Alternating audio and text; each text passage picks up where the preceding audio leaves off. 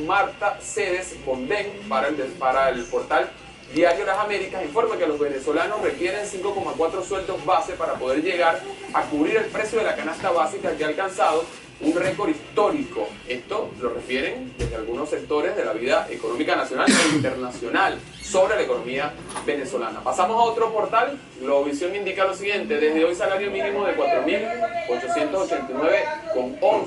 Información publicada el día de ayer. Finalizamos nuestro recorrido por las páginas web con el diario El Universal, que dice lo siguiente: Capriles insistió en que el aumento del salario mínimo es insuficiente. Sostuvo que ante la crisis que enfrenta el país, el pueblo tiene que unirse con la bonanza petrolera que tuvimos en el pasado. Venezuela debería estar bien, pero no es así, lo dijo el gobernador del estado Miranda. Con estas visiones recorridas a través de distintos portales, vamos a recibir a Waldo Vera, diputado de la Asamblea Nacional.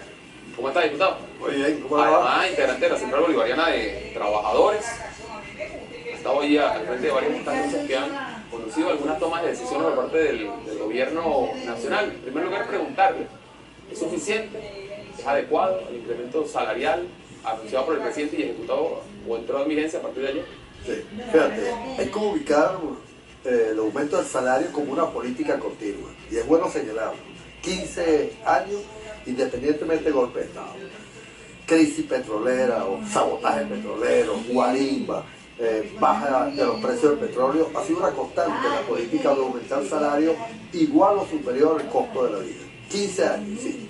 Y en esta ocasión no podía ser diferente, donde hay una guerra económica bien importante que ha venido afectando a toda la familia, y por supuesto el salario se aumenta un 15% en diciembre, pero es bueno ubicarlo. En enero un aumento del 10%, en mayo de un 30%, en el mes de diciembre 15%, se ajusta el base de cálculo que es el ticket de alimentación, y eso da un 68% de compensación a lo que es el salario, pero se combina también con toda la guerra, la política que estamos desarrollando para enfrentar la guerra, la ley de costo y precios justos, se combina con algunas otras acciones que se han venido realizando, la misión mercado obrero que está llevando a los trabajadores y las trabajadoras el mercado con precios subsidiados a los trabajadores y las trabajadoras, la misión vivienda obrera. En definitiva, es el aumento número 27, si mal no recuerdo, 27 o 28 que se ha otorgado, y siempre, insisto, igual o superior al costo de la vida. Y tenemos que compararlo, me disculpan, con lo que antes aquí ocurría. Aquí hubo un año, 1997, el índice de inflación fue 103% y el aumento fue cero. Al contrario, fue cuando dijeron que había que apretarse el cinturón y se congelaron los salarios. Y así lo podemos hablar en el año 89, con toda esa política que se desarrolló de congelación del salario, de costo de la vida y de parálisis de los aumentos. Se combina también con la estabilidad, que es bueno también señalarlo.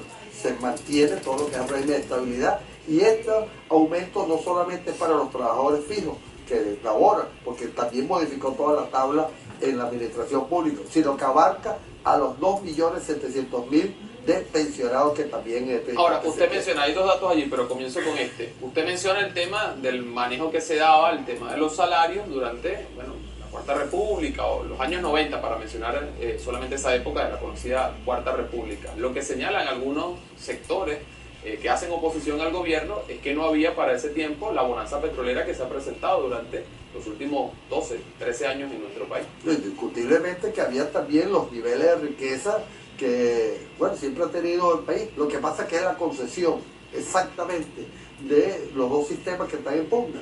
Uno que contempla la defensa precisamente del capital. Por eso cuando se presentaban crisis bancarias, a quien subsidiaba, a quien le daban los recursos, eran a los banqueros, que después se los volvían a robar. Nosotros, cuando tuvimos una crisis desde el punto de vista financiero, ¿a quién se atendió? A los ahorristas. Y lo podemos comparar con lo que ocurre en Europa. En Europa hay una crisis, en España, Italia, Grecia, y hemos visto las medidas que se han tomado. Congelación del salario, se vende incluso el salario, la posibilidad de tú disminuir el salario con tal de mantener el empleo. Se elimina todo lo que tiene que ver con la seguridad social. Por eso de un índice de desempleo de un 5% se lleva a más del 25%, caso España. Aquí al contrario, del 20%, llevado entre otras cosas por la locura petrolera que hoy tiene 12 años, se lleva a un 7% fijo. La cosa, diputado, es que alguien podría decir, sí, en esos países que usted menciona no hay incrementos salariales, incremento cero, pero tampoco hay los indicadores de inflación que hay en nuestro país. No, porque precisamente se atienden los niveles, porque para alguien que pierde el empleo o que pierde la vivienda, como ha sido la política que allá se está desarrollando, bueno, no le importa el índice inflacionario que puede haber, simple y llanamente queda en la calle, simple y llanamente no tiene ningún nivel de ingreso, simple y llanamente a los viejos, a los pensionados se les disminuye los niveles reivindicativos. Y aquí lo vemos. Y una de las grandes discusiones es el presupuesto. Cuando debatimos ahorita el presupuesto que se debe aprobar, perdón, el próximo martes, bueno, ¿cuál fue el debate? Independientemente que baja el precio petrolero, no se toca todo lo que tiene que ver con la calidad de vida, sobre todo los que tienen menores recursos. Entonces, todo lo que es el plan social es el 60% del presupuesto. Porque, insisto, son las dos concesiones que se tienen. Alguien que defiende el capital, que simple y llanamente cree que desde ahí se van a derivar todas las riquezas que van a unos pocos, y la política de redistribución de nuestras riquezas, que lo producen los propios trabajadores, claro, los petroleros, para todos los venezolanos. Usted mencionó el tema de la tabla para, bueno, los salarios, los sueldos de los trabajadores. Uno ve la cifra, casi 70% de incremento del salario mínimo, y bueno, parece una cifra muy positiva. Ahora, ¿qué pasa con el que no gana salario mínimo? Que puede ganar 2, 3 salarios mínimos. Ese también, de algún modo, ¿cómo percibe toda la política de incrementos? Porque pareciera más bien que ve mermada su capacidad adquisitiva frente al tema inflacionario. Sí, en la administración pública es una etapa ya superada, porque se modifica toda la tabla, se aumenta el salario mínimo y eso lleva a un porcentaje similar a toda la escala del salario. Y en el sector público, que es donde puede entenderse situaciones como esa, nosotros hemos hecho los estudios. La inmensa mayoría de los trabajadores del comercio, de los trabajadores de empresas pequeñas ganan salario mínimo, es alrededor de un 90%. Y el resto de los trabajadores regularmente están en empresas que tienen cierto nivel de desarrollo, que lo abarca fundamentalmente lo que es el contrato colectivo, que siempre tiene la cláusula que diferencia cuando se otorga el salario mínimo para mantener los niveles de diferencia. Y los otros son aquellos que trabajan por cuenta propia, que son los profesionales que regularmente tienen unas condiciones especiales de acuerdo a la profesión que se tiene. De tal manera que podemos decir que abarca a más del 93% de los trabajadores y las trabajadoras venezolanas, tanto del sector público como del sector privado. Ahora, más allá de los incrementos que realiza el gobierno, que emite el gobierno nacional, el tema de la inflación es un problema, y un problema serio. El señor presidente ha reflexionado acerca de ello. Hoy hubo un encuentro en materia económica. ¿Cuál es la solución al tema de la inflación? ¿O por dónde se apunta hacia esa solución? Porque, entendemos, no puede ser sano para ninguna economía tener que estar continuamente ajustando salarios a porcentaje de acuerdo al tema de la inflación si es muy alta. Entonces, ¿cuál es la solución? Porque no puede ser algo de tanta inestabilidad, ¿no? Estamos claros, fíjate que nosotros acabamos de culminar ahorita la primera etapa del Congreso de los Trabajadores y las Trabajadoras de la clase obrera, y el tema fundamental fue precisamente la inflación y la guerra económica. Se hizo un análisis completo de la inflación y más del 65% del componente inflacionario tiene que ver fundamentalmente con la especulación, de tal manera que las leyes económicas, las leyes de la economía, ahí no se desarrollan. El contrabando de extracción, la venta a 3 compañías de la misma persona para que la cadena alimenticia llegue, o de producto llegue a un precio mucho más elevado, la venta a través de la economía informal, que a veces representa el mismo factor del mismo empresariado. Entonces, ¿cuál es el planteamiento fundamental que se desarrolló hoy? Uno, la lucha implacable que debe desarrollar el Estado, como lo está haciendo, contra la especulación, el acaparamiento a través del CO y todas las instituciones que se están desarrollando. Y ahí se creó lo que es la Intendencia de la clase obrera para la defensa del salario, donde los propios trabajadores y las propias trabajadoras, con los niveles de información, desarrollan un nivel de inteligencia, de información, para alimentar el trabajo que tan importante que está desarrollando Andrés Eloy. Segundo, la lucha contra precisamente el contrabando de extracción, que nos está haciendo bastante daño, y porque en el debate que dábamos, los trabajadores comprometieron y han venido desarrollando un trabajo bien importante de diversificar la economía, de tener capacidad para mayor nivel de producción, de agarrar todas esas empresas que fueron recuperadas por el Estado venezolano, ponerle en manos a los trabajadores para garantizar los bienes y productos que toda la población necesita y que podemos desarrollar un nivel de precios incluso controlado. Pero eso no es posible si no se lucha contra el contrabando de extracción, porque incluso, un ejemplo, los trabajadores de Café Fama de América, que hicieron incluso hasta jornadas especiales de trabajos voluntarios para garantizar que tuviera el producto, que mejoraron, bueno, vieron con preocupación cómo muchos de ellos terminaban en Colombia. Es una combinación de mayor producción, de control al precio y la guerra económica. Fíjense, usted tiene una visión acerca de lo que está sucediendo. Hay otras personas que tienen una visión distinta. Según Heckel García, liberalizar la economía, desmontar los controles, yo te la tengo al aquí país con la llave. ¿Qué dicen? Dale, pues, chao, hablamos. Ya nosotros, no solamente el control de cambio, lo que es controles de precios, no son en el largo plazo sanos, te genera mucho más distorsiones como las que vivimos hoy en Venezuela, que beneficios, y ya es hora de plantearse, oye, un régimen económico donde tengamos un poco más de libertades económicas, donde tengamos un poco más de elementos de mercado para que las preferencias de la sociedad puedan transferir, o sea, pueden manifestarse a través del precio del mercado, porque eso es lo que va a ayudar a Venezuela a salir adelante. Si yo mal no recuerdo, el mismo señor economista fue uno de los que, en el momento en que empieza a caer los precios del barril de petróleo, aseguró en un medio de comunicación que eso iba a ser muy positivo a fines políticos de sectores de oposición. Más allá de eso, diputado, el planteamiento que allí se hace, claramente un planteamiento de carácter capitalista. Alguien podría plantearlo como neoliberal también, pero es el planteamiento que se hace a un sector de la población. De hecho, se le hace al país en medio de lo que está sucediendo. Pero a mí me alegra que por lo menos ya comiencen a salir los voceros a plantear qué haría ellos en casos similares, porque ya nosotros lo vivimos. Eso fue la misma receta que dio el Fondo Monetario en el año 89 y que trajo como consecuencia en cada caso. Es la misma política que se está aplicando en los países europeos. Es la liberación de precios, la congelación de salarios, es la liberación del dólar para que se vaya el capital, y eso tiene resultados, porque podemos hablar de los números desde el punto de vista del ingreso, pero aquí tenemos resultados. Aquí nosotros nos encontramos un 58% de pobreza. Hoy está por menos del 20%. Nos conseguimos más del 20% de pobreza extrema.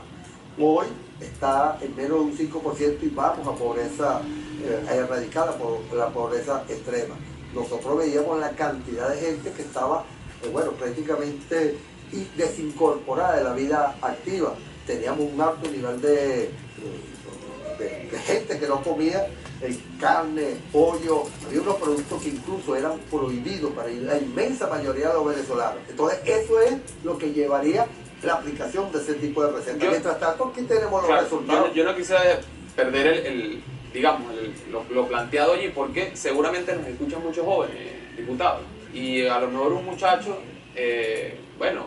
ahorita 20 años, 25 años, que no conoció, no vivió con plena conciencia la situación del país antes de 1998, pueda escuchar a personajes como el que acabamos de escuchar y decir, oye, ¿por qué no probar con un sistema diferente al que ellos conocen, al actual? ¿Por qué no liberar todo? ¿Qué significaría en la práctica liberar la economía como lo plantean esos sectores que hacen oposición al gobierno? El nivel de liberación, que es, insisto, la receta que daban organismos internacionales, plantea, entre otras cosas, niveles de exclusión de la inmensa mayoría, que no van a poder tener acceso, un ejemplo, a un empleo, porque la primera medida que regularmente se toma es liberar lo que se llama la flexibilización laboral, es facilitar los niveles de despido para que las empresas puedan tener mayor nivel de ganancia, es subir los precios a lo que ellos quieran poner, porque hay una liberación de precios y la oferta y la demanda supuestamente es lo que va a dar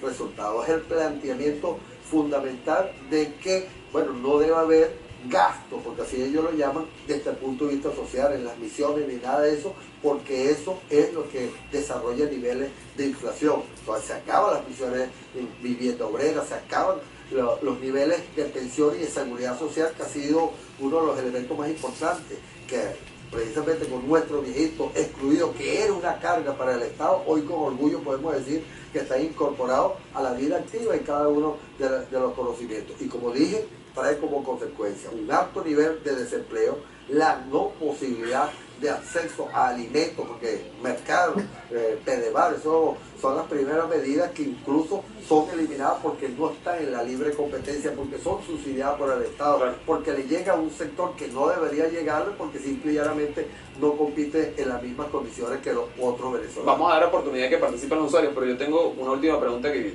quisiera hacerlo yo. El presidente Maduro anuncia recién que va a haber un ajuste en el presupuesto que se había presentado ante la Asamblea Nacional para regir la economía en el año 2015.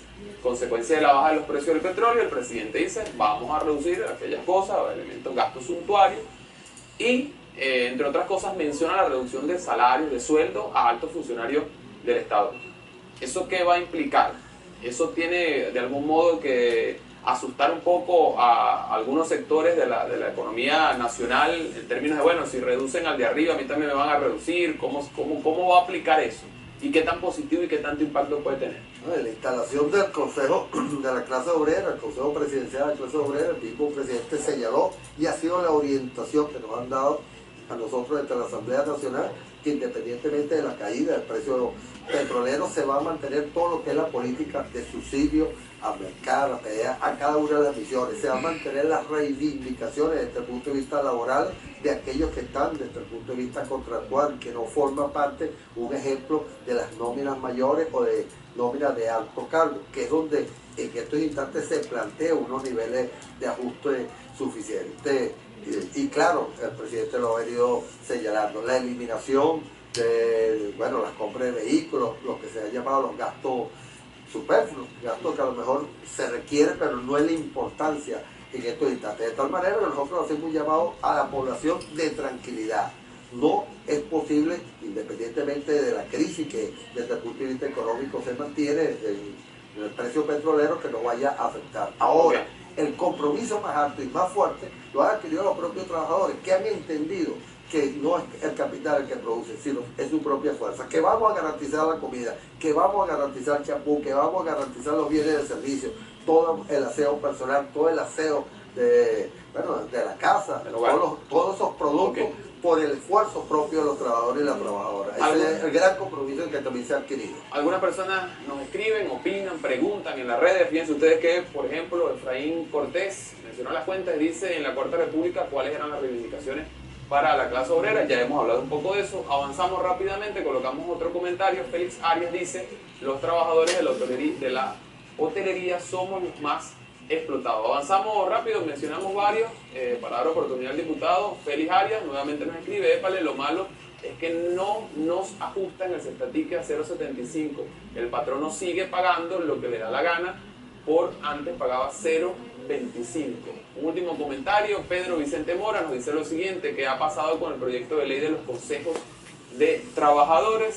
Si hay algún otro comentario lo colocamos rápidamente, no lo tenemos. Dos aspectos allí: patronos que se nieguen a cumplir con lo establecido en los incrementos de salario, los incrementos que se estatique, y este tema de los consejos de trabajadores, para no dejar pasar la pregunta del compañero. Si están los tres elementos donde puede acudir: uno, a las inspectorías de trabajo, a la Asamblea Nacional, a la Comisión de Desarrollo Social y la propia Intendencia ahora de Defensa del Salario que dirige Nailé Figueres, que está a cargo de lo que es la Superintendencia de Precios Justos en estos instantes. Ahora, es bueno destacar, lo que pasa es que antes era un 0,25 o un 0,50, entonces se juzgaba independientemente de eso con los niveles de criterio. En segundo lugar, la ley de los consejos de trabajadores y las trabajadoras. Ahorita se abrió un debate ya público con los propios trabajadores en el sentido de que podía haberse malinterpretado en algunos sectores que se estaba utilizando los consejos de trabajadores como otro organismo